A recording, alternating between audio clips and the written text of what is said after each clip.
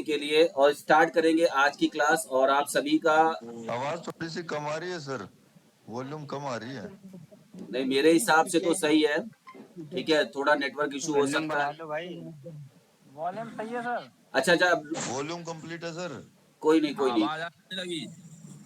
अब आप सभी लोग अपना माइक म्यूट कर लीजिए, क्लास शुरू करते हैं। ठीक है, क्योंकि आप लोग डिस्टर्ब करेंगे तो फिर दिक्कत होगी। ठीक है, तो जैसा कि आप जान रहे हैं कि ये हम लोग चला रहे हैं आपका एलटी के लिए और यूपी टीजीटी दोनों के लिए ये बैच रहेगा। ठीक है, खासकर यूपी एलटी का हम लोग ज़्यादा चीज़ें कवर करेंगे और जो भी चीज़ें हैं, क्योंकि दोनों लगभग एक जैसा ही होता है। ठीक है, तो हमारा ये बैच सुपर 60 बैच के नाम से फेमस है और सुपर 60 में हम लोग ये चीज़ें करेंगे। ठीक,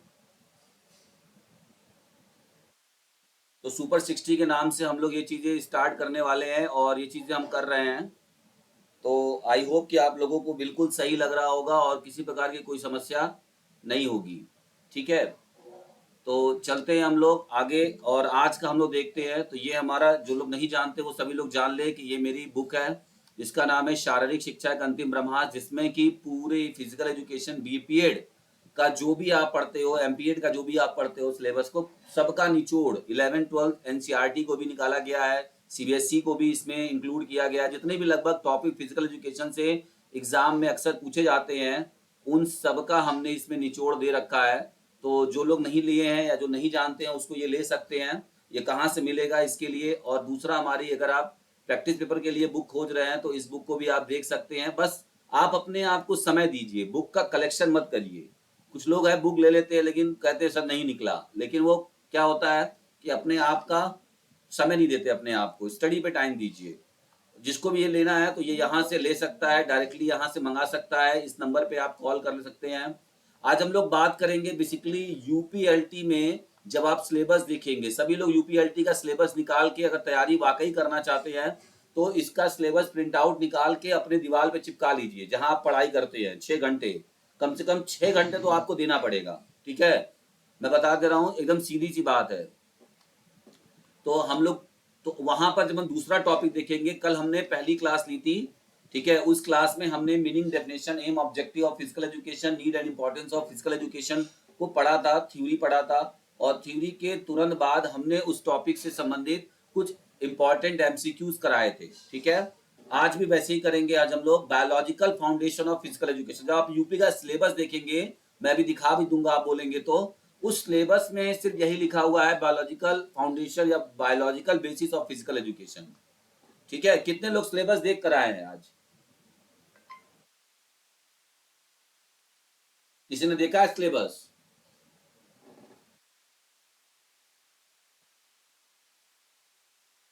दूसरा टॉपिक है biological foundation of physical education, लेकिन उस टॉपिक में ये क्लियर नहीं किया गया था कि बायोलॉजिकल और फाउंडेशन ऑफ फिजिकल एजुकेशन में कौन कौन सी टॉपिक आती है।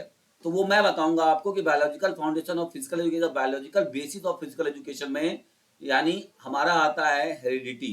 ठीक है, तो हम लोग हेरिडिटी भी पढ़ेंगे, बहुत सारे 2 4 टॉपिक उसमें आते हैं, तो वो सारे टॉपिक आज हम लोग क्लियर करेंगे।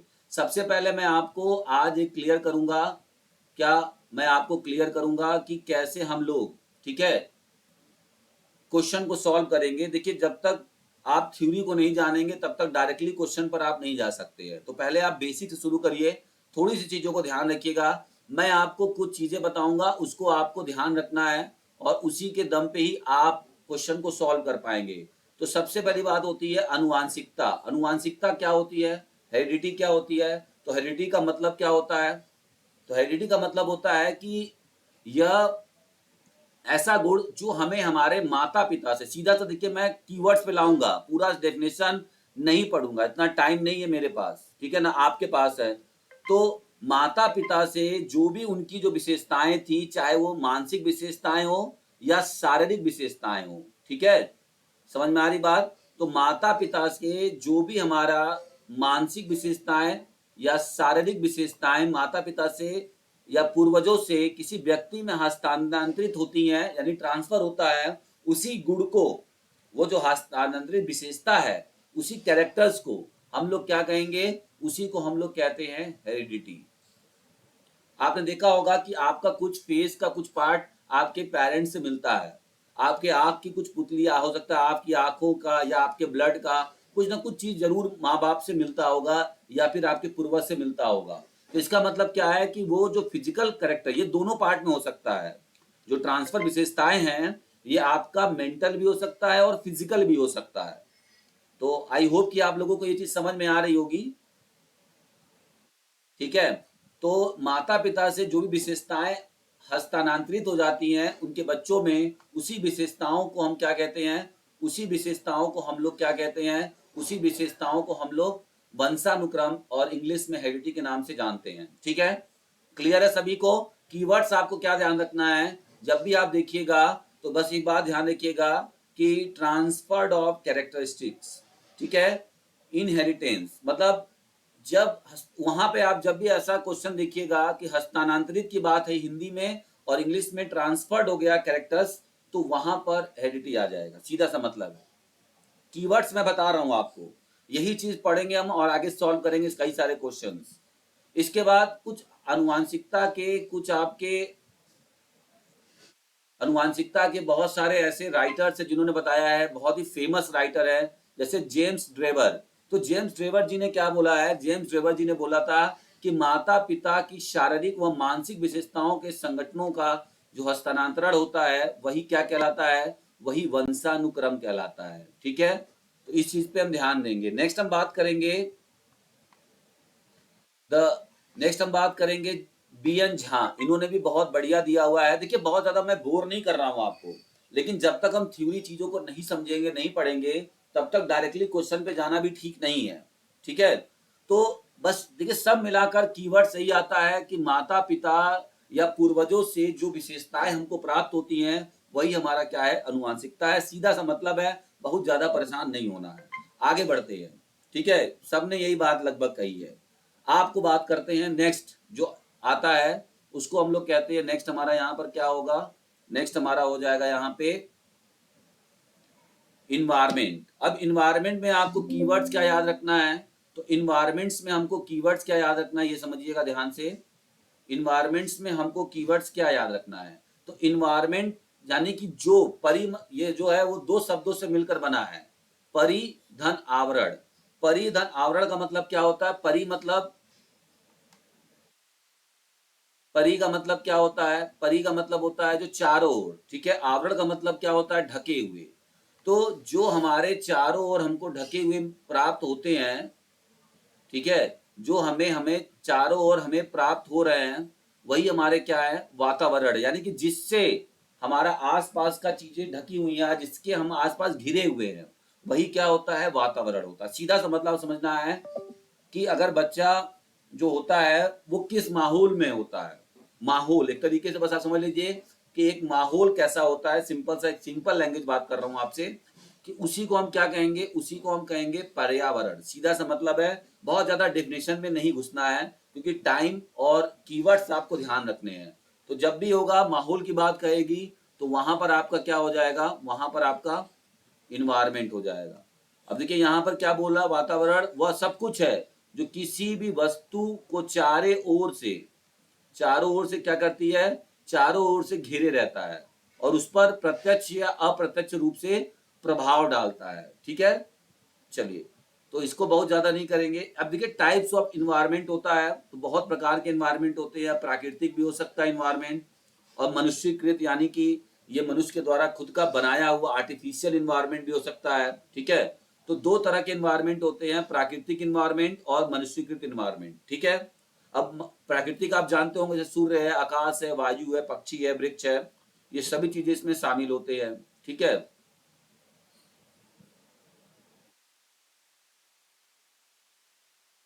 सभी को आवाज आ रही है, कोई दिक्कत?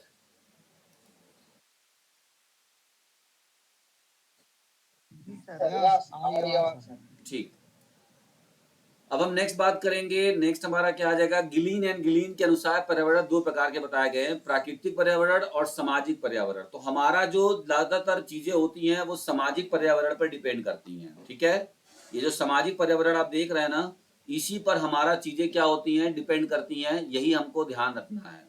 ठीक है, बहुत सारे हैं, टाइप से बात करेंगे तो बहुत ज्यादा जरूरत नहीं है बात करने का, सिंपल से चीजें समझ सकते हैं। आपको आप सब चीज पता है।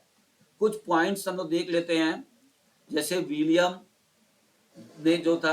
बैटसन ने क्या था, उन्होंने जेनेटिक्स शब्द की उत्पत्ति की थी। जो सर्वप्रथम शब्द है ये जेनेटिक्स वर्ड, ये विलियम बैटसन ने दी थी। वंशानुक्रम की सबसे पहले जो इकाई होती है वो जीन होती है। क्या होती है? जीन होती है। तो ये चीज आप देख सकते हैं। और अनुवांशिकी का पिता किसे कहा जाता है? तो आप सब जानते होंगे, पढ़े भी होंगे, जीजे मेंडल को कहा जाता है। ग्रेग जॉर्ज मेंडल, ठीक है, पूरा नाम था जीजे मेंडल, ठीक है। तो इस चीज को हम लोग देख लेंगे। आगे हम लोग बात करते हैं, इसी के अंतर्गत जो आता है वो हमारा क्या है, इसी के अंतर्गत जो हमारा आता है उसे हम कहते हैं वृद्धि, ठीक है। क्या कहते हैं? तो उसी को हम क्या कहते हैं? वृद्धि कहते हैं, ठीक। तो आइए समझते हैं कि वृद्धि और विकास क्या होता है, क्योंकि ये भी आपका बायोलॉजिकल का ही पार्ट है। बायोलॉजिकल बेसिस ऑफ जो फिजिकल एजुकेशन बोला जा रहा था, आपसे बार बार बायोलॉजिकल फिजिकल एजुकेशन बोला जा रहा है, उसमें हमको वृद्धि भी पढ़ना पड़ेगा, ठीक है।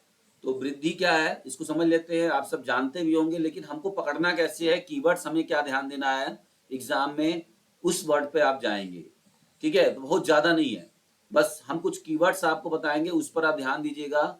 वृद्धि का अभिप्राय शरीर तथा उसके अंगों के, देखिए क्या ध्यान देना है, भार, आकार, ठीक है, इससे संबंधित होता है। तो जब भी किसी व्यक्ति के भार में और आकार में अगर परिवर्तन होता है और जिसे मापा जा सकता है, ठीक है, एक बात और ध्यान रखिएगा, जिसे मापा या मापन किया जा सकता है उसे हम क्या कहते हैं? उसे हम कहते हैं वृद्धि, ठीक है। उसे हम क्या कहते हैं? तो उसे हम वृद्धि कहते हैं। जैसे अगर उदाहरण एक लिया जाए कि जब एक बच्चा जन्म लेता है, यहाँ पे देखिएगा आप लोग ध्यान से, कि जब एक बच्चा जन्म लेता है तो उसका वजन, ठीक है, 2.5 किलो होता है। और कुछ दिनों के बाद आप देखेंगे 2.5 से 3 किलो का होता है, मानते हैं कि वजन नॉर्मल। उसके बाद जैसे जैसे वह वयस्क हो जाता है, यानी कि बड़ा होने लगता है, तो वैसे वैसे उसकी ऊंचाई में, आकार में, ठीक है, ये देखिए ऊंचाई में, आकार में, वजन में जो बदलाव होता है उसे ही क्या कहा जाता है? वृद्धि कही जाती है। तो सीधा सा मतलब है कि जब भी किसी व्यक्ति के भार, आकार, ऊंचाई, आकार, इस सब चीजों में, वजन में बदलाव हो, परिवर्तन हो, समय के साथ परिवर्तन हो, तो उसे हम क्या कहेंगे? उसे हम लोग कहेंगे, उसे हम लोग क्या कहेंगे? उसे हम लोग वृद्धि कहेंगे। Just 1 minute.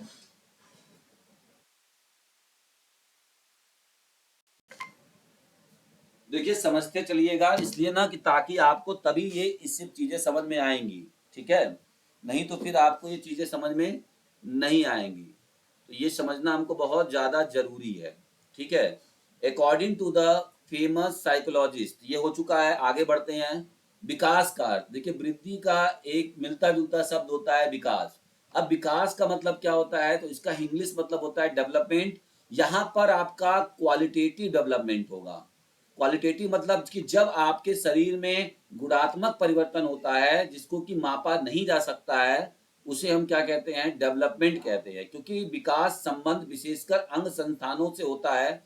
उदाहरण के लिए हड्डियों का आकार में वृद्धि के कारण हड्डियां कठोर हो जाती हैं, तो ये जो है आपका, ये हमारा विकास में आता है। यानी कि आपके अंदर अगर तरीके से आपके मेंटल का, जिसे हम मेजर नहीं कर सकते हैं, ठीक है, कि आपके अंदर 2 साल में थे तो आपने कितना सीखा, आप अगर 20 साल के हो गए तो आपने कितना सीखा, है ना, क्या आपका कैरेक्टर है, क्या आपके गुण है, क्या आपकी क्वालिटीज है, हम इसको मेजर नहीं कर पाएंगे एक पैमाने पर। तो यही हमारा क्या हो जाएगा? डेवलपमेंट हो जाएगा। ज्यादा क्लियर कब होगा? जब हम लोग क्वेश्चन भी सॉल्व करेंगे, तो वहां मैं ज्यादा क्लियर करूंगा आपको, ठीक है। अब वृद्धि और विकास में कुछ मुख्य अंतर देख लेते हैं। तो आकार और माप में बढ़ोतरी, ठीक है। अभी तक कोई दिक्कत किसी को समझ में आया? Yes Yes, sir. sir. Yes, sir.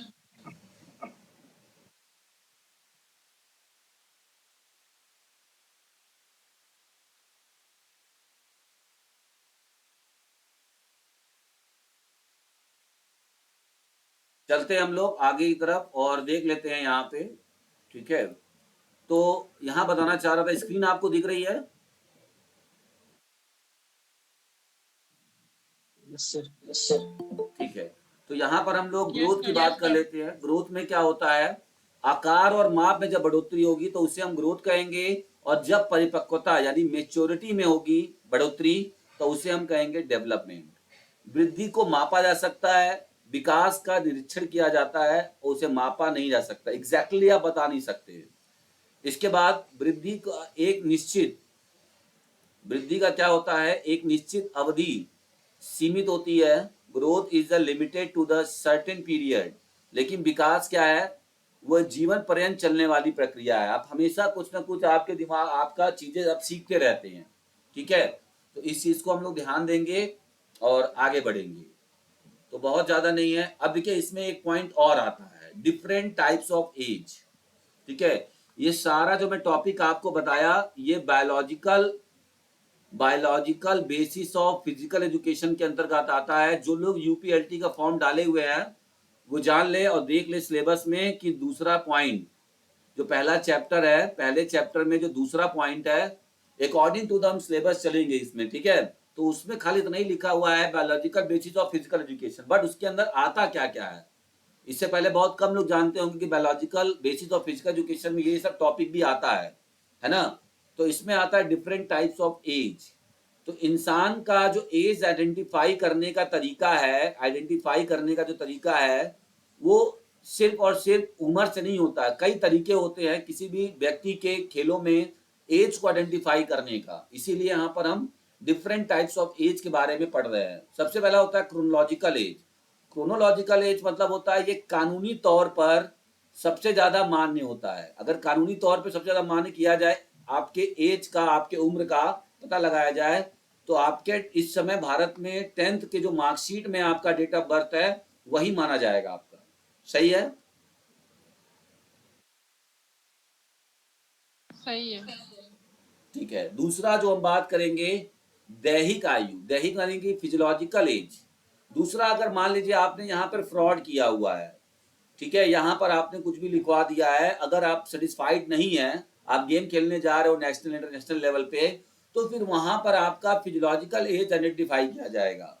अब फिजियोलॉजिकल एज के अंतर्गत क्या आता है, तो जनन अंगों के बाल, जैसे आपका क्या होता है प्राइवेट पार्ट्स के जो आपके जेनिटियल ऑर्गन्स के हेयर वगैरह होंगे वहां पर, आंतरिक अंगों की कार्य क्षमता आदि, उसकी कितनी मेच्योरिटी का लेवल कितना है, उसके हिसाब से वो आइडेंटिफाई करते हैं कि आपका फिजियोलॉजिकल एज कितना है, ठीक है। यानी कि ये चीज पहले से ही निश्चित है कि बच्चा जो होगा 12 साल के अंदर उसका ये हार्मोन सिक्रीट होगा, तभी जाकर उसके अंदर ये परिवर्तन आएगा, देखने को चेंजेस आएगी बॉडी में, है ना। तो इन सब चीजों से पता लगाते हैं। तो जब भी फिजियोलॉजिकल एज में यानी ऑर्गन्स के जो चेंज हो रहे हैं, कैपेसिटी में बदलाव हो रहा है, उसके हिसाब से जब आपकी एज को आइडेंटिफाई किया जाता है तो हम उसको क्या कहेंगे, फिजियोलॉजिकल एज। नेक्स्ट हमारा होता है जिसे हम कहते हैं एनाटॉमिकल एज। एक और तरीका है आइडेंटिफाई करने का एज जिसको हम कहते हैं एनाटॉमिकल एज। एनाटॉमिकल का मतलब होता है आपके बोन के यानी कि जो आपका हड्डी होता है उसमें कैल्शियम की मात्रा के हिसाब से, यानी ऑसिफिकेशन ऑफ बोन, अगर एक टर्म्स यूज किया जाए, ठीक है, उसे हम कहेंगे ऑसिफिकेशन ऑफ बोन्स। यानी बोन के कड़ेपन से उसके अंदर कितना कैल्शियम है उसके हिसाब से भी बोन के अंदाजा लगाया जा सकता है। तो बॉडी में कैल्शियम के हिसाब से भी आपका एज लगाया जा सकता है पता। दूसरा है आपके दांतों से लगाया जा सकता है, काउंट करके टिथ कि कितना आपका एज है। एक्सरे करके, आपके बोन का एक्सरे करके उसके कैल्शियम की मात्रा से आइडेंटिफाई किया जा सकता है। तो ऐसे बहुत सारी चीजें होती है, इन्हें हम कहते हैं एनाटॉमिकल एज। यानी कि जब बोन और टिथ इस तरह की चीजों से आपके एज का आइडेंटिफाई किया जाता है तो उसे हम कहते हैं एनाटॉमिकल एज। नेक्स्ट हम बात करेंगे साइकोलॉजिकल एज और मेंटल एज। दोनों एक ही बात होता है, चाहे साइकोलॉजिकल एज कहें चाहे मेंटल एज कहें। आईक्यू का स्कोर पता लगा के आपकी एज को आइडेंटिफाई किया जा सकता है। तो फॉर्मूला याद रखिएगा, पूछा जाता है। तो mental as upon chronological age into 100, ठीक है। तो ये आपका आता है मेंटल एज अपॉन, ठीक है, फिजिकल या क्रोनोलॉजिकल एज। फिजिकल या क्रोनोलॉजिकल मतलब वही बात होगी आपकी, इनटू 100। तो ये क्या कहा जाएगा आपका, जब ये हम निकालते हैं आइडेंटिफाई करते हैं, इसके लिए आपको ना साइकोलॉजिकल टेस्ट देने पड़ते हैं। क्या देने पड़ते हैं, साइकोलॉजिकल टेस्ट। बहुत सारे साइकोलॉजिकल टेस्ट होते हैं साइकोलॉजी के, वो भी आपके एज को आइडेंटिफाई करने में मदद करता है। आई होप कि आप लोगों को कुछ चीज़ें समझ में आई होंगी। अभी हम लोग जब क्वेश्चन लगाएंगे तो और अच्छे से इसको क्लियर करेंगे, ठीक है। तो पहला क्वेश्चन हमारे सामने रहा। एक बार आप लोग माइक बंद कर लीजिएगा, कोई भी डिस्टर्ब ना हो, ठीक है।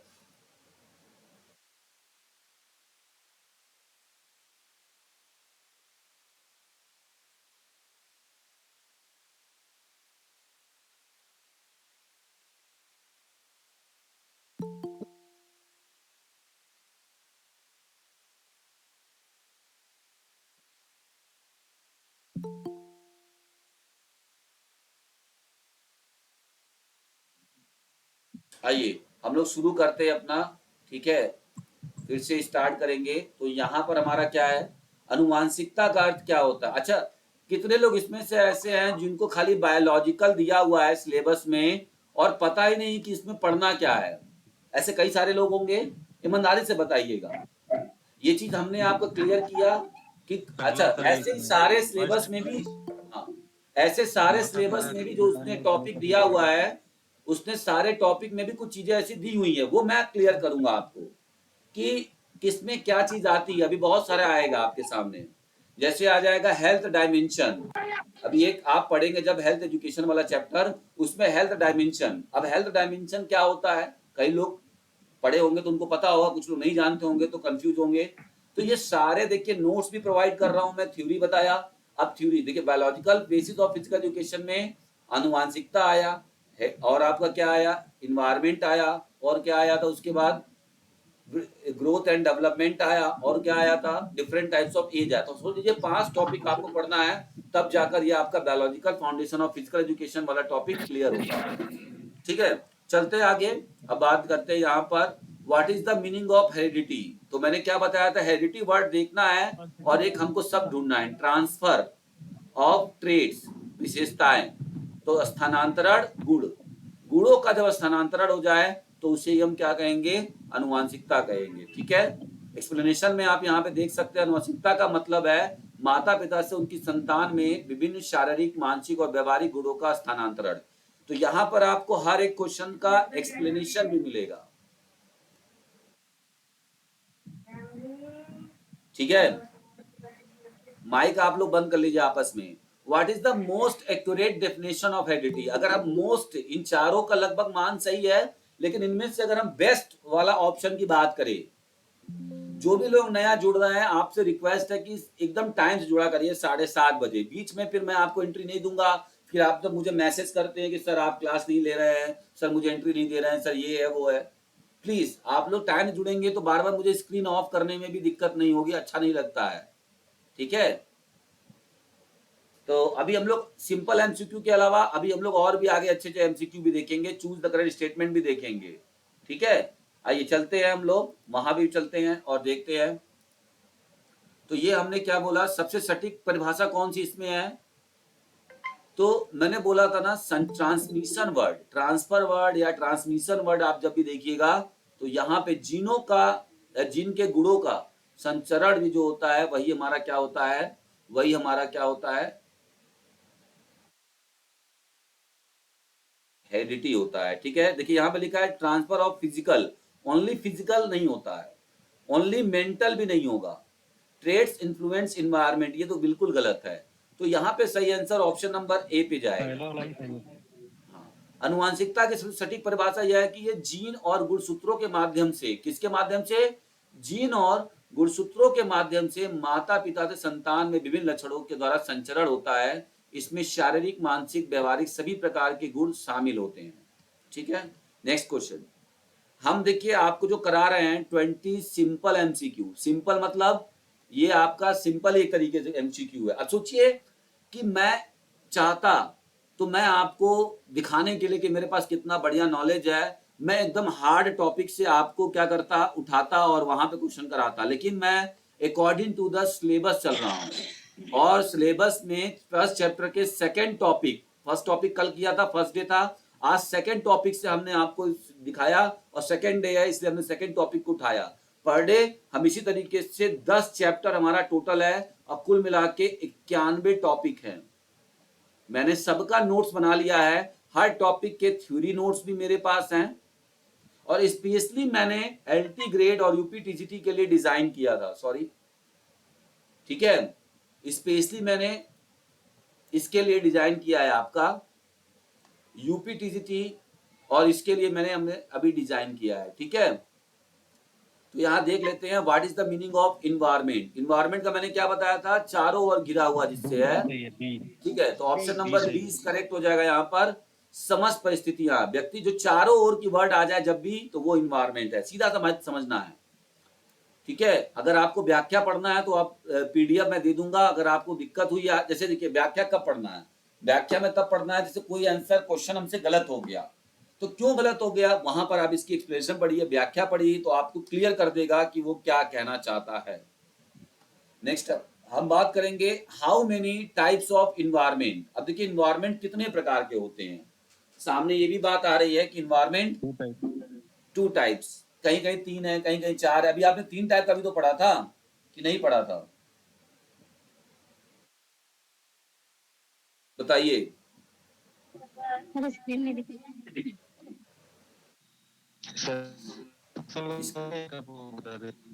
इन्वायरमेंट ऑफ भौगोलिक होता है।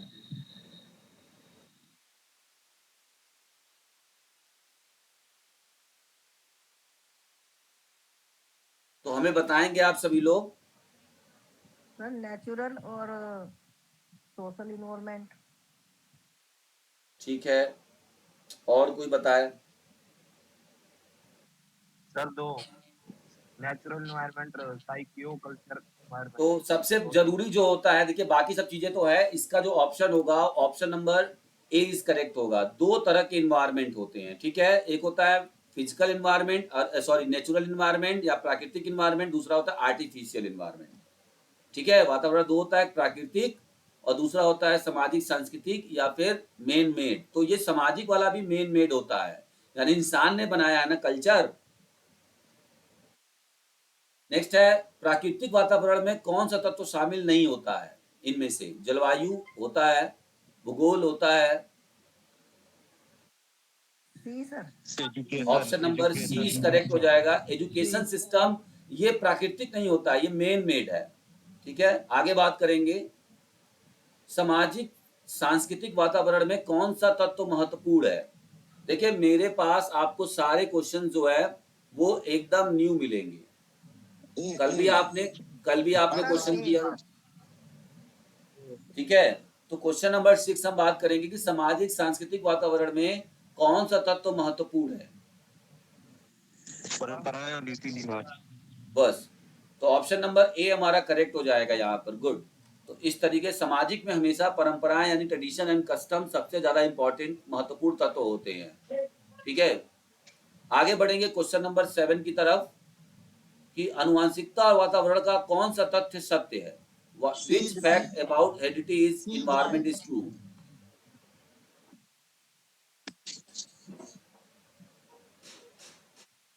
तो यहाँ पर हमारा क्या ऑप्शन हो जाएगा, ऑप्शन नंबर सी।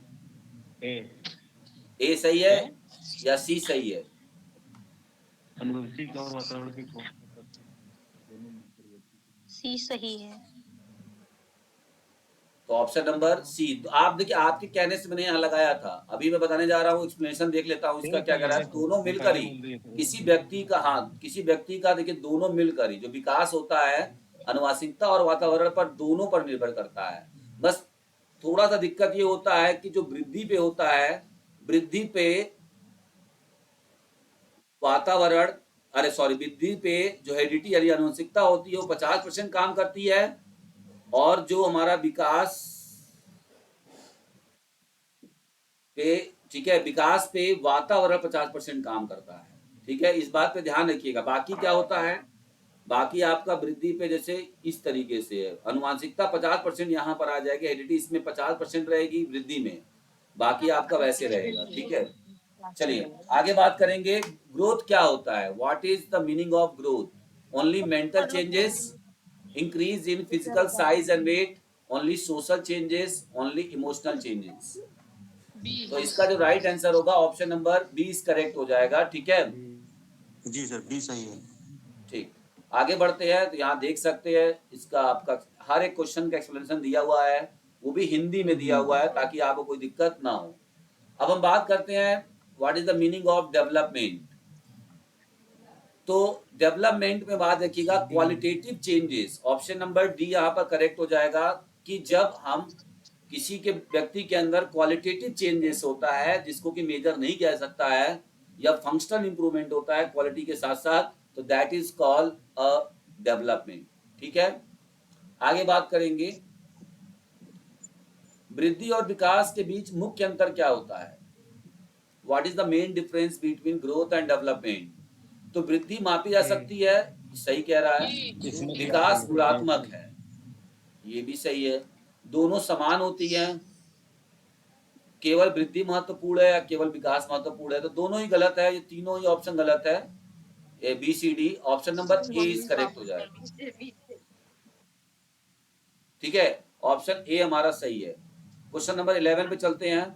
देखिए अभी 20 क्वेश्चन आप करेंगे यहाँ से सिंपल एमसीक्यू, उसके बाद आप करेंगे choose the correct statement, 10 question इसी टॉपिक से, और 5 से 7 क्वेश्चन, 5 to 7 क्वेश्चन आपका कितना हो जाएगा, 5 to 7 क्वेश्चन आपका हो जाएगा match the column of each topic, यानी जितना भी टॉपिक यूपीएलटी के सिलेबस में दिया हुआ है सारे टॉपिक से आप क्या करेंगे, सारे टॉपिक से आपको यही पैटर्न में मैं प्रोवाइड करूंगा। थ्योरी होगा, पहले हमारा क्या होगा, पहले हमारा थ्योरी हो जाएगा, उसी टॉपिक का पहले मैं थ्योरी के द्वारा समझाऊंगा, उसके बाद उसी टॉपिक से 20 सिंपल लगवा दूंगा, 10 क्वेश्चन के आसपास 10 से 15 question choose the correct statement हो जाएगा, और 5 से 7, यानी कि एक टॉपिक से जब आप वेराइटी ऑफ क्वेश्चन सिर्फ सिंपल लगा के। और दूसरी सबसे बड़ी बात क्या है, दूसरी सबसे बड़ी बात यही है कि हिंदी इंग्लिश दोनों लैंग्वेज है, मेरा कोई भी मटेरियल आपका हिंदी इंग्लिश में आता है, दोनों लैंग्वेज में दोनों को प्रेफर करता हूँ। दूसरी और तीसरी और पहली क्या बात है पहली बात यह है कि एक्सप्लेनेशन है, विद एक्सप्लेनेशन। आप देख भी रहे हैं, अभी आप आगे भी देखेंगे, और सबका ऐसा नहीं कि चूज द करेक्ट स्टेटमेंट वाले का एक्सप्लेनेशन नहीं है, इसका भी एक्सप्लेनेशन है। तो ये मैंने कराया था कि नहीं कराया था, हाँ कराया था। बच्चों में गत्यात्मक गतिविधि विकास का महत्वपूर्ण क्या महत्व है, यानी importance of motor movement development in children only for playing. Motor movement हम क्यों डेवलप करते हैं बच्चों में, देखिए ये भी जो टॉपिक है मोटर डेवलपमेंट, ये भी आपका biological foundation of physical education में आता है। ठीक है, मोटर डेवलपमेंट इन चिल्ड्रेन ये भी बायोलॉजी वाले में आएगा, क्योंकि बायोलॉजी है ना। तो सिर्फ क्या हम खेलने के लिए बच्चों के अंदर मोटर डेवलपमेंट करते हैं, अब मोटर डेवलपमेंट होता क्या है, नहीं मैं बता नहीं रहा हूं, मैं अभी समझा रहा हूं कि ये नहीं होगा। तो ऑप्शन नंबर बी यहाँ पे करेक्ट हो जाएगा फॉर ओवरऑल डेवलपमेंट। ठीक है, मोटर डेवलपमेंट किसके लिए होता है, फॉर ओवरऑल डेवलपमेंट के लिए, तो ऑप्शन नंबर बी हमारा करेक्ट हो जाएगा। अब यहाँ बात कर रहा हूँ what is motor movement improvement, गत्यात्मक गतिविधि सुधार क्या होता है। अगर किसी बच्चे के अंदर मोटर मूवमेंट हो रहा है तो इसका मतलब क्या है, option number D, continuous improvement in skills. जी, अगर उसके अंदर मोटर मूवमेंट की अच्छी स्किल है, मतलब अच्छा इंप्रूवमेंट हो रहा है, इसका मतलब कि कोई भी मोटर मूवमेंट या कोई भी मूवमेंट या स्किल्स को बहुत अच्छे से वो कैरी कर पाएगा और सीख पाएगा। ठीक है, बच्चों में गत्यात्मक विकास कितने प्रकार के होते हैं, ऑप्शन नंबर 2 प्रकार के होते हैं। वेरी गुड, कौन कौन से होता है, एक होता है ग्रॉस मोटर डेवलपमेंट और एक होता है फाइन मोटर डेवलपमेंट। जो लोग नए हैं, थोड़ा सा नहीं जानते, मैं थोड़ा डिफाइन करूंगा, टाइम लूंगा 1 मिनट यहाँ पर इसको डिफाइन करने के लिए। ग्रॉस मोटर डेवलपमेंट का मतलब होता है कि जब बच्चे, देखिए मोटर डेवलपमेंट पहले क्या होता है, मोटर और यहाँ डेवलपमेंट, पहले इसको समझिएगा तभी आप इसको समझ पाएंगे। मोटर का मतलब होता है मूवमेंट और डेवलपमेंट का मतलब होता है वही विकास, मूवमेंट। ठीक है, तो अब क्या होता है मूवमेंट का डेवलपमेंट, तो जो बच्चा जन्म लेता है, आप देखिएगा नहीं जन्म लेते ही बच्चा लगता है मूवमेंट करने या भागने दौड़ने या मोटर की तरह मूवमेंट करने, ऐसा तो है नहीं। तो वो क्या करता है, जब उसके अंदर इसी मूवमेंट को करने की शक्तियां आती हैं, धीरे धीरे वो मूवमेंट करना सीखता है, अपने हाथ पैरों पे कंट्रोल करना सीखता है, अपने बॉडी के हर एक ऑर्गन्स पे कंट्रोल करना सीखता है, हर एक बॉडी के पार्ट्स पे कंट्रोल करना सीखता है, तो उसे ही कहते हैं मोटर डेवलपमेंट। और ये समय के साथ होता है, ठीक है। और यह दो प्रकार का होता है, समय के साथ होगा, दो प्रकार का होगा। सबसे पहले बच्चों के अंदर ग्रॉस मोटर डेवलपमेंट होता है। अब ग्रॉस मोटर डेवलपमेंट मतलब कि सबसे पहला जो बच्चा होता है उसके अंदर बड़ी मांसपेशियों की विकास होती है, यानी कि सबसे पहले वो अपने बड़े बड़े मांसपेशी कौन से होते हैं, जैसे बड़े बड़े जो उसके बॉडी में अंग है उस पर कंट्रोल करना सीखता है, जैसे हाथ को हिलाना, पैर को हिलाना, खड़ा होना, ठीक है, ऐसे खड़े हो जाना, चलना, वॉकिंग, है ना, उसके बाद जंप करना, फिर दौड़ना। तो ये जो बड़े बड़े एक्टिविटी हैं, बड़े बड़े मसल्स हैं, जब उनको कंट्रोल करना पहले सीखता है बच्चा 3 साल तक, यानी लगभग 2 से 3 साल, 0 से लेके 2 या 3 साल तक पहले इस पर ही ज्यादा काम करता है, ठीक है। उसके बाद जब अगला बच्चा कदम रखता है तो वहां पे उसका क्या होता है, फाइन मोटर डेवलपमेंट होता है। फाइन का मतलब क्या होता है, छोटे छोटे काम, जैसे राइटिंग, लिखना, ठीक है। वो पेन नहीं पकड़ पाएगा, आप देखें छोटे बच्चे को पेन दीजिए वो पकड़ नहीं पाएंगे अच्छे से, बॉल दीजिए आप बोलेंगे इधर फेंकिए बेटा, तो ग्रिप नहीं कर पाते हैं। तो छोटे छोटे जो मसल्स आपके होते हैं, है ना, जैसे आपका जो हैंड का होता है ना, पाम, हैंड का पाम और फिंगर्स पे, इन सब पे कंट्रोल करना वो बाद में सीखते हैं, तो उसे कहते हैं fine motor development. I hope कि आप लोग बोर नहीं हो रहे होंगे क्लास से, क्योंकि देखिए भाई सबको क्लियर करते चलना है, ठीक है। देखिए यहाँ पर वही चीज बताया है, gross motor development and fine motor development, ठीक है।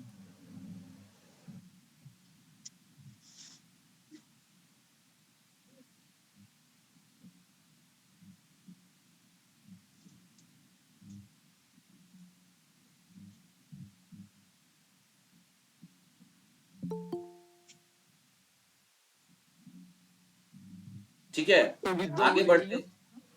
आप लोग अपना माइक बंद कर लीजिए भाई, आप लोग क्लास में हैं, इस चीज को भी ध्यान दीजिए।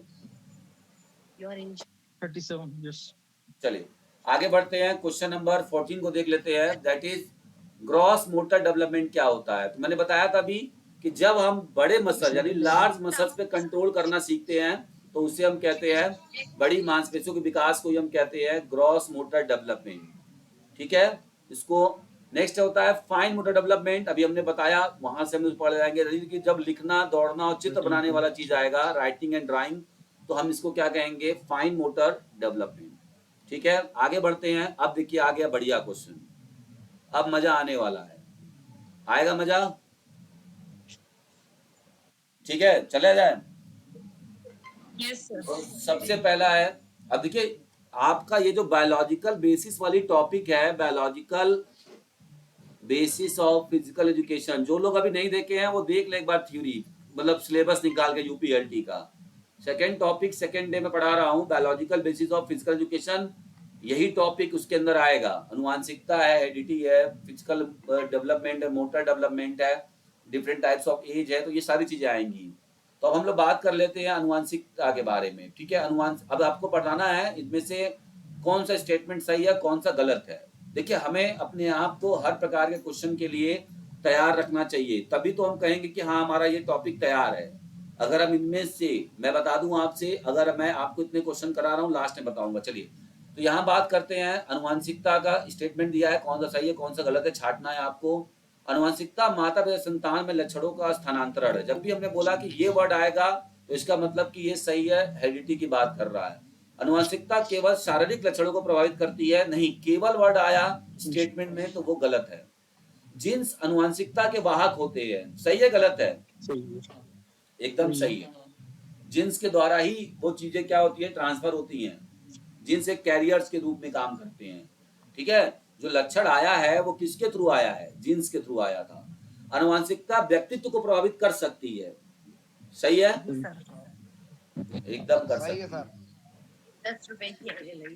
और यहाँ पे अनुवांशिकता केवल जन्म के बाद प्रभावी होती है, ऐसा है क्या, गलत है सर। नहीं, गलत है। गलत है, ठीक है।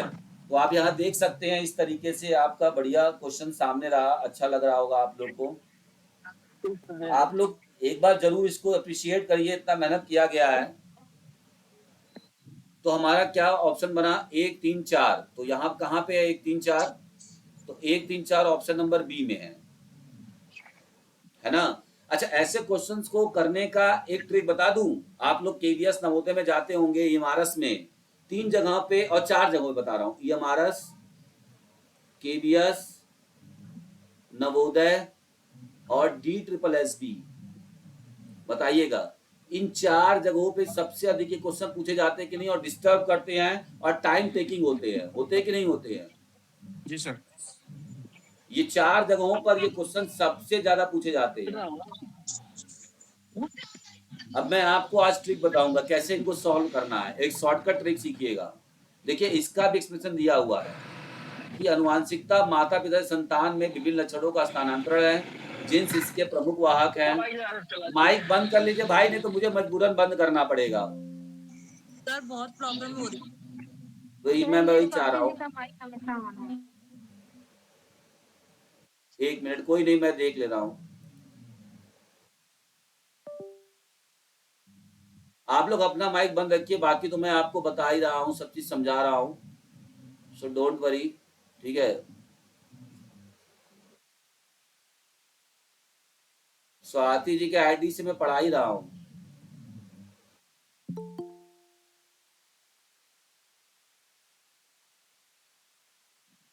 आइए चलते हैं, अब हम लोग देखते हैं दूसरा हमारा जो कथन है, environment consist of all external factors around an individual. क्या पर्यावरण व्यक्ति के चारों ओर के सभी बाह्य कारक होते हैं? यस। यस। तो एक स्टेटमेंट नंबर पहला आपका सही है, ठीक है। तो दूसरा क्या सही है? तो पर्यावरण केवल प्राकृतिक तत्वों में शामिल होता है, ऐसा है क्या? सिर्फ पर्यावरण सिर्फ प्राकृतिक चीज में शामिल होगा, ऐसा नहीं है। ऑप्शन नंबर 2 गलत है। नेक्स्ट बात कर रहा है, सामाजिक सांस्कृतिक पर्यावरण व्यक्तित्व विकास को प्रभावित करती है, यानी कि socio cultural environment affects personality, ये बात बिल्कुल सही है। सही है। नेक्स्ट है, पर्यावरण जन्मजात लक्षणों को प्रभावित नहीं करता है, ऐसा है क्या? नहीं सर। नहीं करता जी। तो नहीं करता, नहीं करता है, नहीं मतलब करता है, यहाँ नहीं लिख दिया, ये गलत है। हम बात करेंगे पर्यावरण व्यक्ति के व्यवहार को आकार देता। अब कुछ लोग इस जगह स्टेटमेंट से एग्री नहीं है, तो मैं बोलिए इसको डिफाइन कर दूं। बात दरअसल ये है कि जब बच्चा कंसीव रहता है, माँ की कोख में रहता है, मदर वूम्ब में रहता है, तो माँ जिस तरह का इन्वायरमेंट क्रिएट करती है, बच्चों के अंदर कुछ क्वालिटी वैसी जाती है, जाती कि नहीं जाती है? ऐसा महसूस हुआ है कभी कि होता है? हाँ, तो इसीलिए क्या होगा, जन्मजात लक्षणों को प्रभावित नहीं करता है, जबकि करता है। नहीं होना चाहिए था, तब ये सही हो जाता। समझ में आया बात? इसलिए स्टेटमेंट गलत है।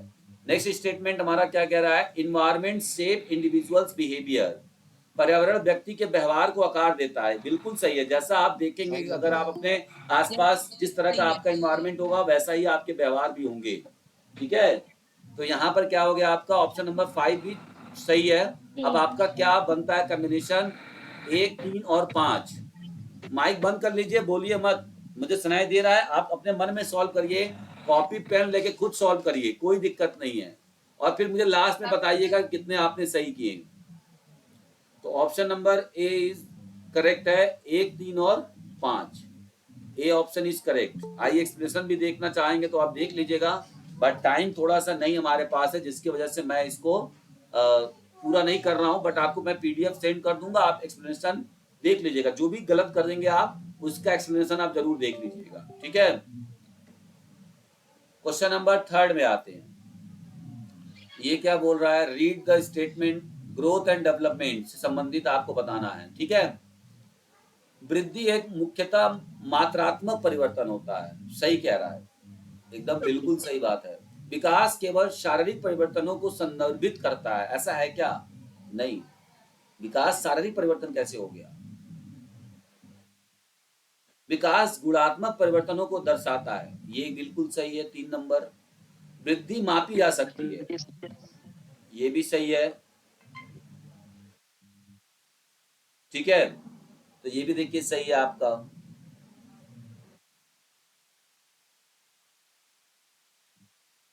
ठीक है, तो ये भी सही है आपका। नेक्स्ट यहाँ पे बोल रहा है कि विकास में कार्यात्मक परिपक्वता शामिल होती है, यानी कि डेवलपमेंट इंक्लूड्स फंक्शनल मैच्योरिटी। अच्छा ये बताइए, आप एक्सरसाइज कर रहे हैं, एक्सरसाइज करते करते आपका स्टेमिना बढ़ गया, तो ये ग्रोथ है कि डेवलपमेंट है? सर डेवलपमेंट है। डेवलपमेंट है। तो वहां यहाँ पर यही बात हो रही है कि फंक्शनल मैच्योरिटी की अगर डेवलपमेंट मतलब होता है तो उससे भी हम डेवलपमेंट कहेंगे। स्टेटमेंट बिल्कुल सही कह रहा है। अब देखिए हमारे सामने यहाँ पर कितना हो गया, हमारे सामने यहाँ पर 4 ऑप्शन सही हो गया, 1 3 4 5। तो आइए देखते हैं। जी बिल्कुल सही है, 1 3 4 5, ऑप्शन नंबर बी बिल्कुल सही है। ठीक है, आगे बढ़ते हैं। अच्छा लग रहा है आप लोग को क्लास? जी सर। जी सर। Yes sir.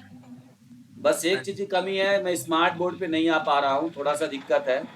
ठीक है, अगर मैं पैसे कमाने पर आ जाऊं तो मैं स्मार्ट बोर्ड पे आ जाऊंगा।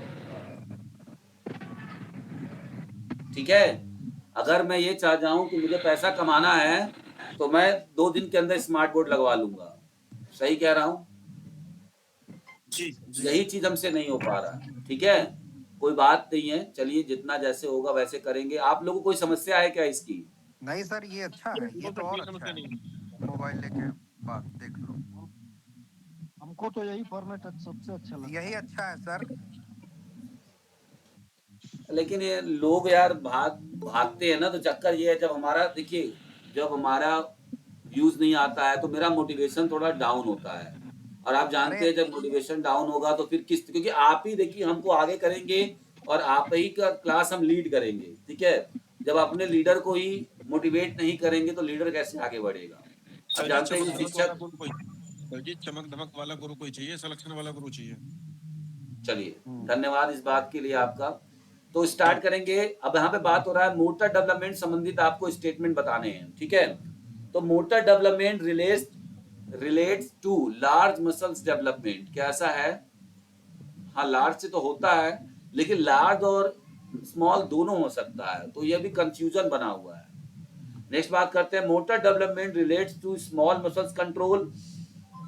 ये भी ठीक है। जी। डेवलपमेंट भी लिखा है, motor development affects only mental activities. नहीं, ये तीसरा तो बिल्कुल गलत है। मोटर कौशल सीखे नहीं जा सकते। अरे भाई, तो क्या सीखा जाएगा? मोटर कौशल तो सीखा जाता है प्रैक्टिस करके। गाड़ी चलाना नहीं आता था, हमने कैसे सीखा? मोटर कौशल है, मोटर मूवमेंट है, मोटर स्किल्स है। Motor development is linked to cognitive development. क्या मोटर विकास संज्ञानात्मक विकास से जुड़ा हुआ है? सही है, बिल्कुल सही कह रहा है ये। भाई आप जितना मेच्योर होंगे उतना जल्दी सीखेंगे ना। राकेश सर अपना माइक बंद करिए। तो ये हो गया आपका फर्स्ट, सेकंड एंड फिफ्थ। तो फर्स्ट, सेकंड एंड फिफ्थ कहाँ पे है?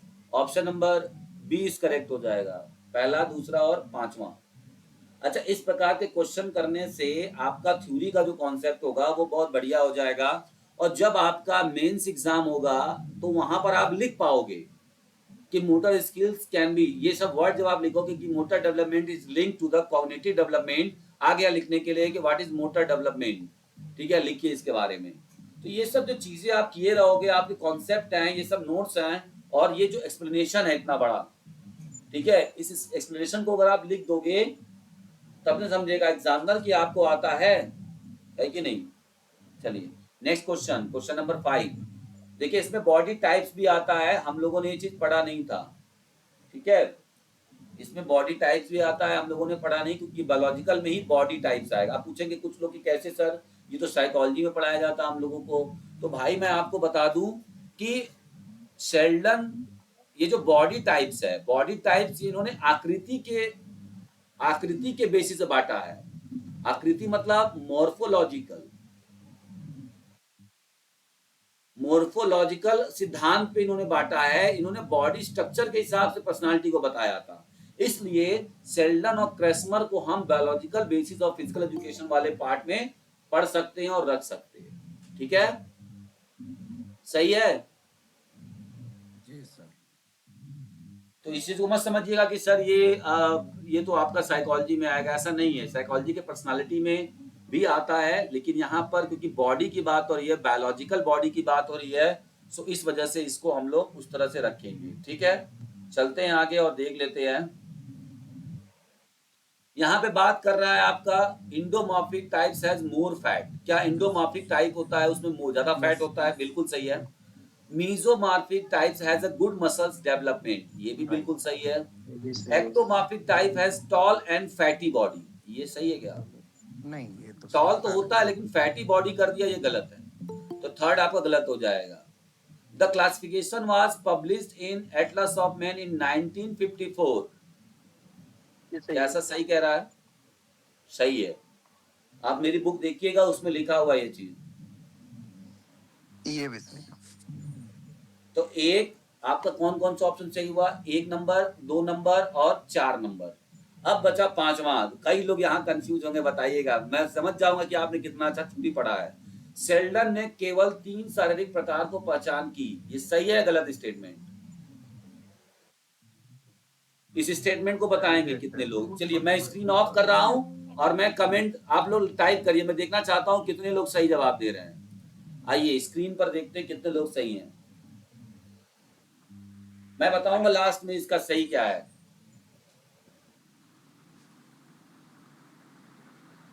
जितने भी लोग, ये कौन है? सही है। शिवम लांबा ने कहा सही है। रश्मि जी ने, सैनी ने कहा 3 नंबर नहीं समझ में आ रहा, 3 नंबर क्या है? सही है सर, राइट। एंडोमार्फ, मेसोमार्फ, एक्टो बोल रही हैं 3 सही सही, मैं बताऊंगा। सही है, सही। कितने लोगों ने सही बोला है? सही है, सही है। पंकज जी ने भी बोला टाइप 3, 3 टाइप के होते हैं। उमेश कुमार ने बोला राइट है सर, सही है, सही है, सही है। चलिए भूपेंद्र नाथ ने भी बोला सही है। शशि शानी, उमा शंकर जी ने बोला कि, उमा शंकर जी ने बोला सही है, कोई बात नहीं है। मैं बता दूं आपको, ये स्टेटमेंट गलत है। ठीक है, सेल्डन ने 3 ही दिया है। सुनिए, चौथा टाइप उन्होंने बाद में बताया। सुनिए, चौथा टाइप उन्होंने बाद में एक बुक पब्लिश की, उसमें बताया था इन्होंने कि इन तीनों का, इंडो, मीजो, एक्टो का भी एक सम्मिलित वर्ग हो सकता है। हम लोगों ने उनकी पुरानी थ्योरी एटलस ऑफ मेन को ही देखा खाली, लेकिन ऐसा है। अगर आपको सर्च करना है तो आप देख सकते हैं, एक्सप्लेनेशन में भी देखिए लिखा हुआ है कि सेल्डन के अनुसार एंडो प्रकार में चर्बी की मात्रा अधिक होती है, सही है। मेसोमार्फिक में मांसपेशियों का अच्छा विकास होता है, और एक्टोमार्फिक लंबा और पतला होता है, मोटा नहीं होता है। कथन 4 एटलस ऑफ मेन प्रकाशित हुआ था, ठीक है, 1954 में प्रकाशित हुआ था, लेकिन सेल्डन का जो मूल कार्य है इससे पहले हो चुका था। और कथन 5 गलत है, क्योंकि शेल्डन ने तीनों के प्रकारों का संयोजन की भी बात की है। मतलब एक ऐसी पर्सनालिटी भी हो सकती है जिसमें तीनों का कॉम्बिनेशन हो सकता है। डिस्प्लास्टिक सर, डाइप्लास्टिक हो तो क्रेसमर का हो गया, लेकिन इन्होंने भी बोला है। लेकिन हम लोग ज्यादातर इनके 3 सिद्धांतों, एटलस ऑफ मेन में जो 3 बातें इन्होंने कही थी उस पर ही ज्यादा फोकस हुआ है और उससे ये पढ़ा गया है। ठीक है, तो इस चीज पे ध्यान दीजिएगा। तो आपका ऑप्शन हो गया, क्वेश्चन में पूछेगा तो सर 3 पे टिक करा जाएगा या 4 पे? नहीं 3 पे। ये मैंने अपनी तरफ से आपको बताया है, कंफ्यूजन मत लीजिएगा इसको। आइए अब हम लोग चलते हैं। मैं बता दूं कि 120 क्वेश्चन जो आपका फिजिकल का आने वाला है, 150 क्वेश्चन पहले आपको मिलेंगे। लास्ट क्वेश्चन, हेलो सर, ये हाँ। लास्ट क्वेश्चन का फोर्थ वाला टाइप कौन सा था, एक बार बता देंगे? फोर्थ वाला टाइप का कोई नाम नहीं इसमें बताया है, बस ये बताया कि उसका संयोजन होता है, तीनों का एक संयोजन के रूप में भी इन्होंने इसका नाम को बताया था, आइडेंटिफाई किया था। ठीक है, लेकिन वो बाद का कार्य है उनका। तो हम लोग यहाँ पे बात करेंगे। मैं गूगल पे पढ़ रहा था, वहां पर ये बात लिखी गई थी, जिससे कि मैंने इस चीज को बताया। आप लोग कंफ्यूज मत होइएगा, अब 3 ही लगाइएगा एग्जाम में। चलिए बात करते हैं अनुवांशिकता। अनुवांशिकता को बताते हैं यहाँ पे, ठीक है। तो क्या होता है अनुवांशिकता? पहले का बी, माता पिता से संतान में लक्षणों का स्थानांतरण। पहले का बी हो गया, तो पहले का बी कहाँ है? सिर्फ यही दिख रहा है, तो हमारा देखिए डायरेक्ट आंसर आ गया। पर्यावरण क्या है? External factors around an individual. ये हो गया हमारा। जीन क्या होता है? जीन होता है अनुवांशिकता का वाहक, कैरियर ऑफ हेरिडिटी। और गुणसूत्र क्या होते हैं? ये जीन्स के समूह जो होते हैं, group of genes, that is called chromosome. आपको बताना चाह रहा था मैं कि 150 क्वेश्चन आएगा टोटल आपका पहले प्री में। उसमें से आपका क्या करेगा, 150 में से आपको 30 क्वेश्चन आपको जीके जीएस के लिए देगा। हम लोग बहुत जल्द जीके जीएस बैच भी शुरू करेंगे, ठीक है। पटना से एक सर है, मैं उनको बुलाऊंगा आपका क्लास लेने के लिए, ठीक है। नेक्स्ट हम बात करेंगे, जब आपका 120 क्वेश्चन फिजिकल से आया, अब इसमें क्या करेंगे आप, कैसे क्वेश्चन आएंगे मैं बता दूं आपसे। 120 में से 20 क्वेश्चन आप मान के चलिए कि यही आने वाला है, मैच द कॉलम। कोई लिखे तो लिख सकता है, वेरी वेरी इंपॉर्टेंट है ये चीज कि मैच द कॉलम 20 क्वेश्चन आएगा यूपीएलटी एग्जाम में।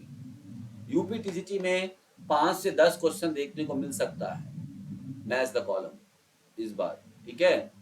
ज्यादा होगा पता नहीं, लेकिन 5 से 10 तो मिलेगा ही मिलेगा, ठीक है। आगे बढ़ते हैं।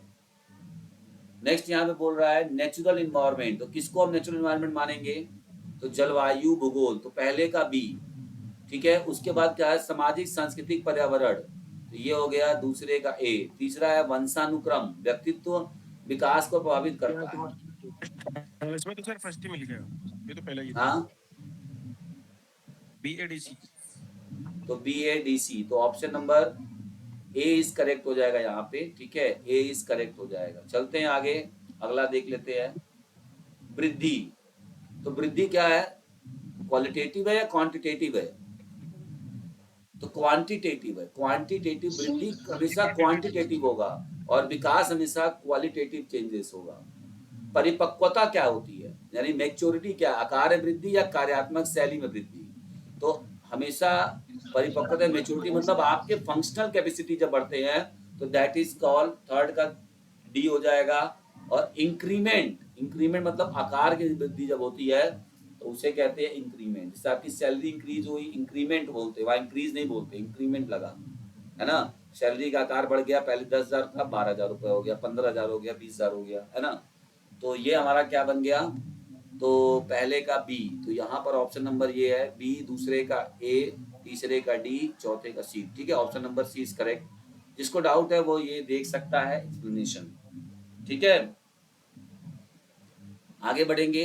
नेक्स्ट हम लोग क्या बात करेंगे, मोटर डेवलपमेंट, ठीक है। तो मोटर डेवलपमेंट यहाँ पर क्या कह रहा है आपका, क्रॉस मोटर में होता है जंपिंग, पहले का बी हो गया, तो पहले का बी देखिए यहाँ भी है और यहाँ भी है, अब दो जगह फंसे हम, ठीक है।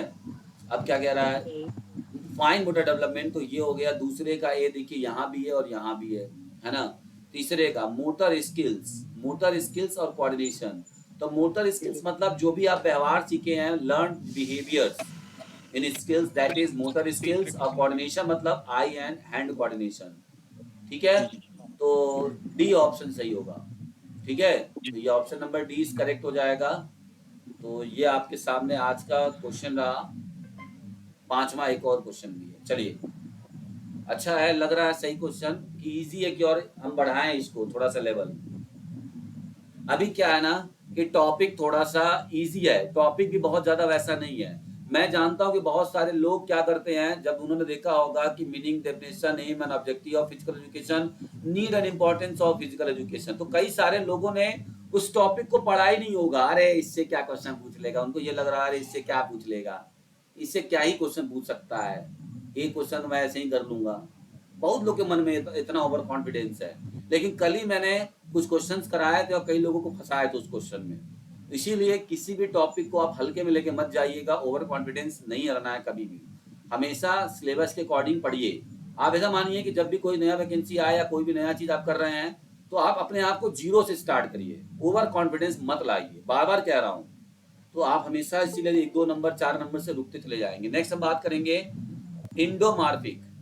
इंडोमार्फिक का मतलब क्या होता है, इंडो का मतलब होता है अधिक फैट, तो पहले का सी हो गया। मीजोमार्फिक क्या हो गया, मांसपेशियों का, अच्छा, दूसरे का बी हो गया। एक्टोमार्फिक क्या हो गया, लंबा, और यानी तीसरे का बी हो गया, और चौथे का क्या हो गया, डी हो गया, ठीक। तो क्या बना आपका, पहले का सी, तो ऑप्शन नंबर ए हमारा करेक्ट हो गया, ठीक है। ऑप्शन नंबर ए हमारा करेक्ट हो गया और ये हमारा रहा आपका आज का सारा क्वेश्चन। आई होप कि आप लोग इसको प्रमोट करेंगे इसी तरीके से। पूरा मैंने बताया ना कि 10 चैप्टर हैं यूपीएलटी में, 10 को आपको मैं इसी प्रकार से पढ़ाऊंगा।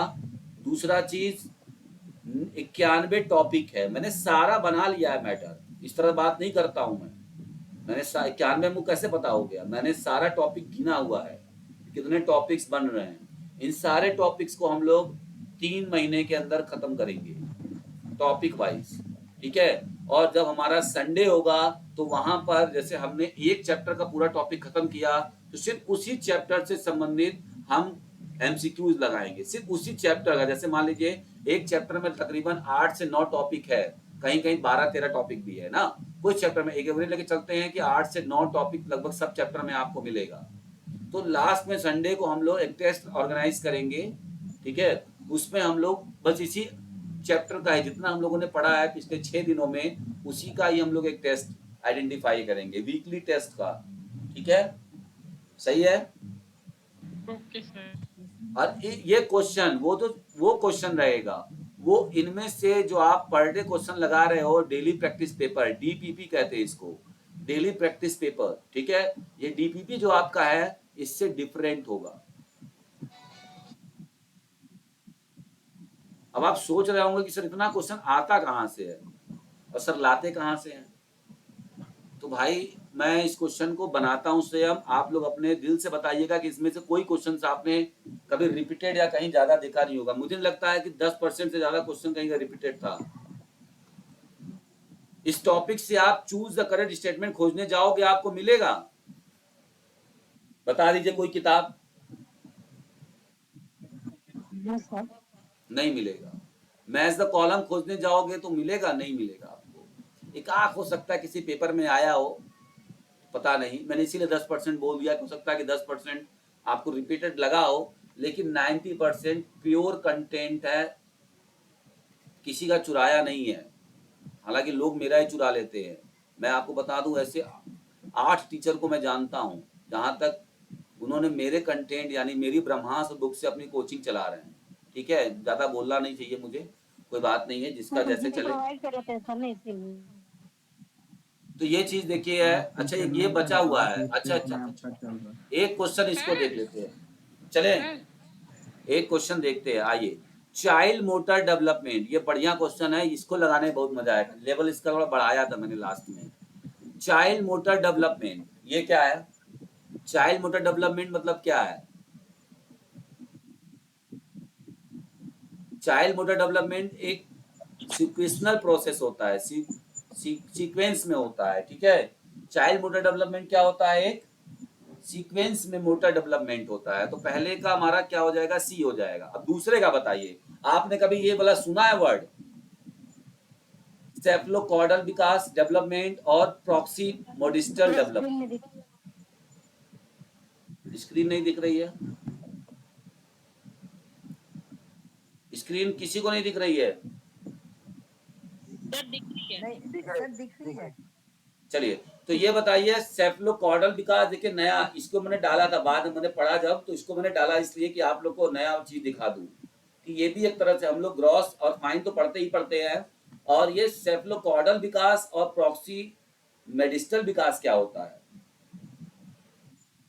इसको जानेंगे हम लोग। आया मजा?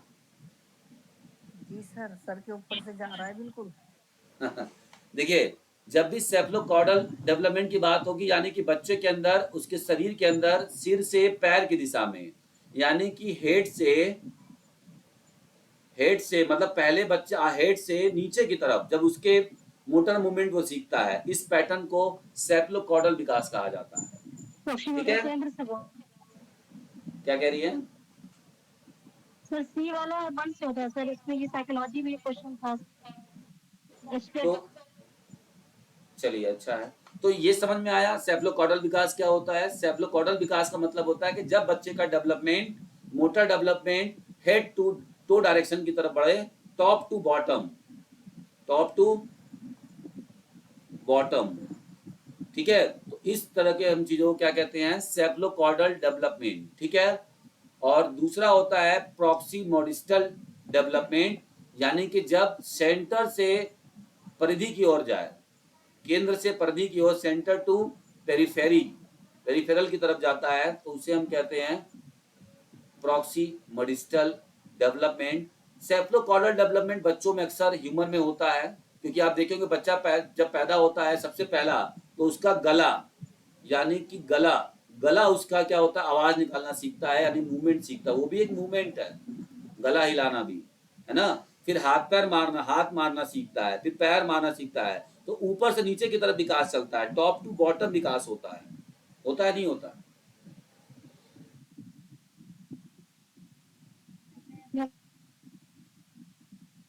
तो तीसरे का क्या हो जाएगा आपका, तीसरे का आपका पहला हो गया और चौथे का आपका डी हो गया। तो मोटर पैटर्न यानी समान एक सिमिलर डेवलपमेंट सीक्वेंशनल होता है।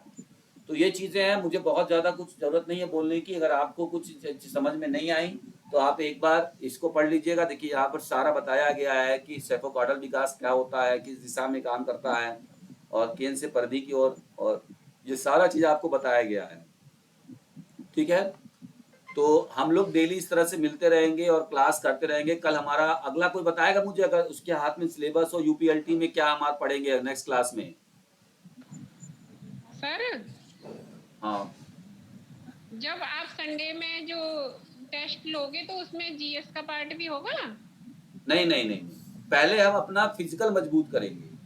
ठीक है, अभी हमने जीके जीएस स्टार्ट कहाँ करा है, जब स्टार्ट करेंगे तब वहां पे देंगे। ठीक है, अभी स्टार्ट जब करेंगे तो इसको देंगे। बाकी जिसको भी ये करना है, वो एक अच्छा सा बैच हमारा चल रहा है, तो आप उसको ज्वाइन कर सकते हैं। ठीक है, आप उसको वहां पर देख लीजिए, जो भी चीजें आपको जो भी पूछनी है तो आप इस दिए हुए नंबर पर आप बात कर सकते हैं। आप बुक्स है, मटेरियल्स है, सारी चीजें आपको यहाँ से प्राप्त हो जाएंगी।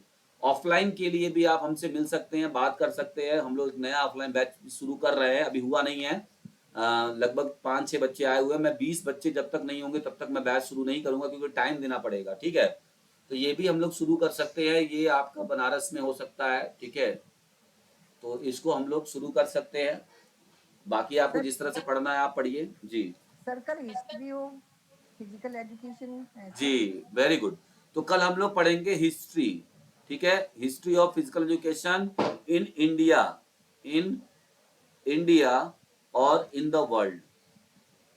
तो एक काम करिएगा, आप लोग को पहले से पता हो गया है तो थोड़ा सा थ्योरी पढ़ कर आइएगा, ताकि क्योंकि ये हिस्ट्री वाला जो पोर्शन है ये काफी बड़ा पोर्शन है।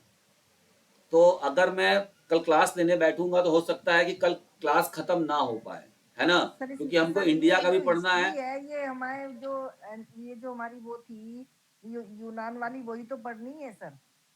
इंडिया भी पढ़नी है, सिर्फ यूनान की नहीं होगी, इसमें वर्ल्ड बोल दिया तो अब वर्ल्ड में तो हर जगह की फिजिकल हिस्ट्री है। वर्ल्ड की बात हो गई तो वर्ल्ड में तो हर जगह की हिस्ट्री होगी।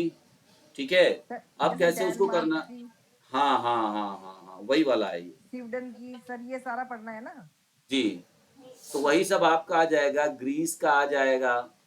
ठीक है, उसके बाद रोम का आता है। ठीक है, उसके बाद आपका स्वीडन, जर्मनी का आएगा, अमेरिका चीन जी, जर्मनी आ जाएगा, उसके बाद स्वीडन। ठीक है, स्वीडन के बाद डेनमार्क। प्लीज एक बार सर को बोलने दो। ठीक है, तो आप लोग अब माइक वाला भी मैं व्यवस्था कल कर दूंगा, परमानेंट बंदी करवा दूंगा माइक। ठीक है, वो ज्यादा सही रहेगा। लास्ट के 5 मिनट आप लोग 10 मिनट बोल लिया करो, मैं आपको बहुत टाइम दूंगा बोलने का। सो आप लोग कोशिश करिए कि क्लास में शांति बने तो ज्यादा अच्छा है, सभी को अच्छा लगेगा। ठीक, तो जो भी आगे के लिए कुछ भी करना चाहता है तो इस नंबर पे आप कॉल कर सकते हैं, बुक्स वगैरह जो भी लेने हैं। ठीक है, वो भी आप इसके लिए जुड़ सकते हैं। मैंने आपको एक दिखाया था डेमो कि कैसे हमारा ये जो बुक है वो 90% मतलब 98% काम कर रहा है। अगर आपने वो वीडियो नहीं देखी है तो मेरे YouTube चैनल पे चले जाइए, वहां पर मैंने 98% विथ 100% प्रूफ के साथ दिखाया था। ठीक है, ऐसे नहीं बोल रहा हूँ। 98% क्यों बोला मैं, क्योंकि मैं सच्चा आदमी हूँ। मैं चाहता तो ये भी बोल सकता था कि 100